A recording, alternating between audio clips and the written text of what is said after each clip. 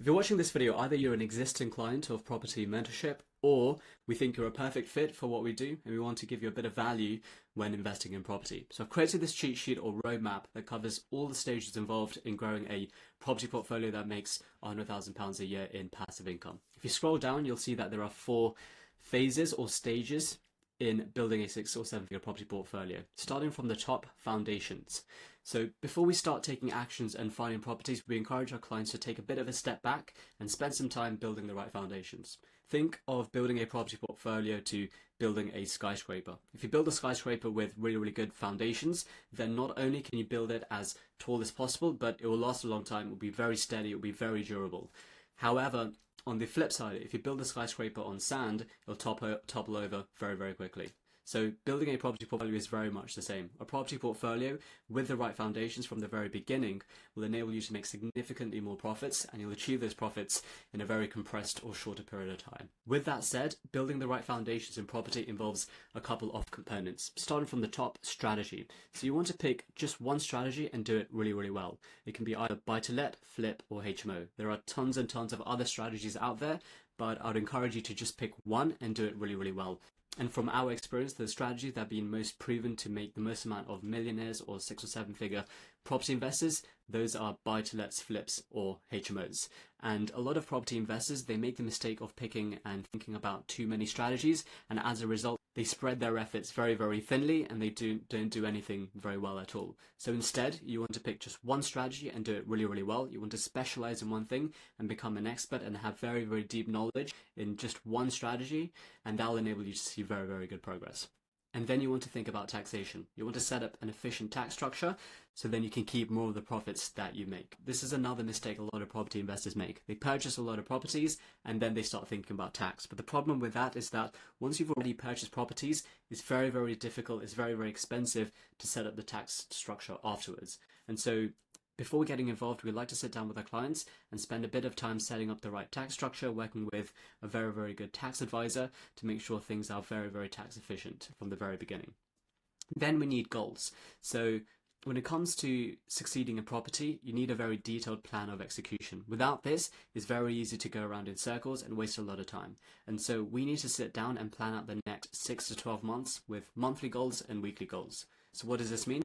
We need to set aside targets and milestones as to where you need to be at the end of this month, end of next month, end of the following month, and so forth. And then once we've got monthly targets in place, we need to break that down into weekly goals. So what do you need to do this week, next week, the following week, and the week after that to be on track to growing your property portfolio?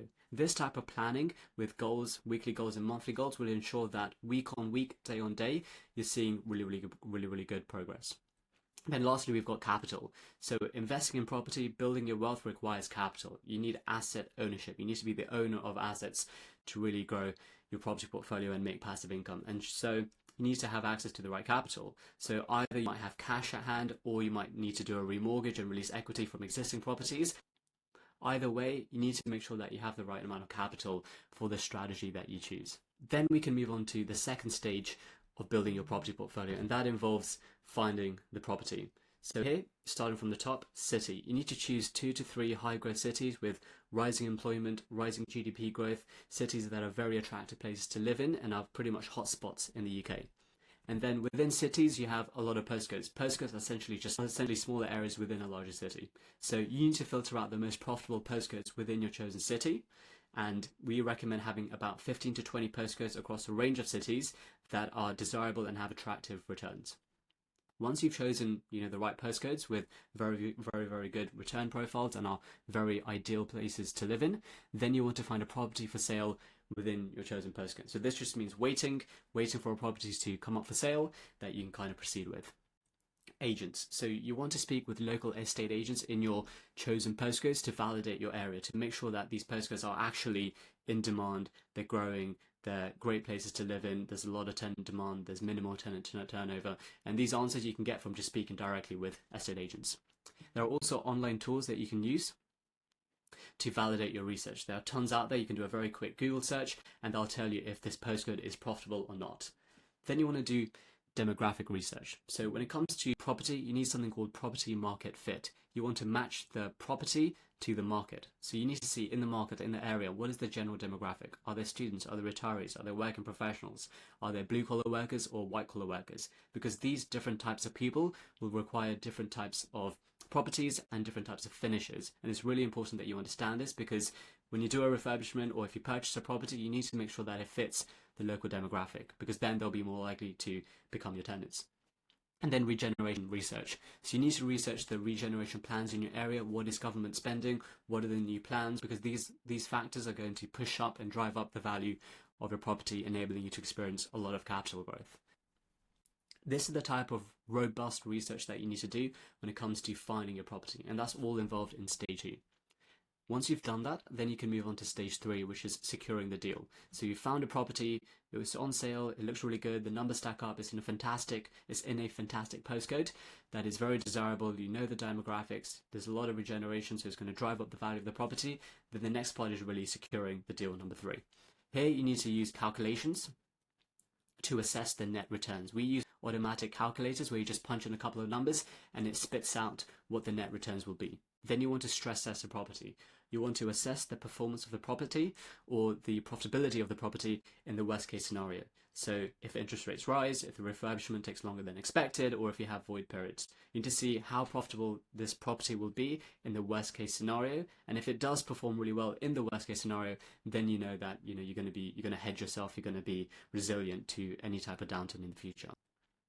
Estate agents, so you want to negotiate effectively with the estate agents to make sure that you are able to secure the deal, and also you want to present yourself and your documents in a very orderly fashion to make sure that, again, you get the first pick in the estate agent's mind. Mortgage, so you want to work with an effective mortgage broker to secure the best rates, the best deals on the market, but then you want to go through the mortgage process very, very efficiently. And then lastly, solicitors. You want to work very efficiently with solicitors to make sure that you can secure and complete on the deal in a very short period of time. So that's all the things involved in stage 3 of building your property portfolio. Then you have the last stage, number 4, conducting a refurbishment. So firstly, when it comes to the refurbishment, you need to choose the right type of refurbishment. The finish has to meet the local demand in the area, because students will want one type of finish, working professionals want another type of finish, and retirees want another type of finish. So you need to ensure that the type of refurbishment that you do meets the local demand. And you also want to ensure that the finish is of high quality regardless.